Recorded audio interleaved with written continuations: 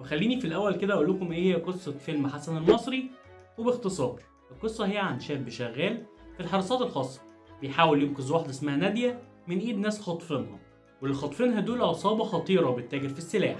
فبنشوف في خلال أحداث الفيلم خوف حسن ومحاولته لتحرير نادية من إيد العصابة دي، وإزاي شاف فيها حد عزيز وغالي عليه خلاه مش قادر يبعد ويسيبه من الموضوع، لأ ده هيخاطر بحياته علشان ينقذها.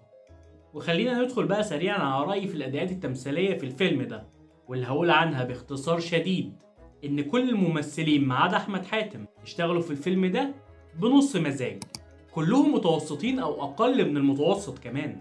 أحمد حاتم الوحيد بالنسبة لي اللي كان أداؤه حلو، وله كام لحظة درامية كده بيوريك فيهم إنه ممثل كويس وعنده اللي يقدر يثبت بيه جودته.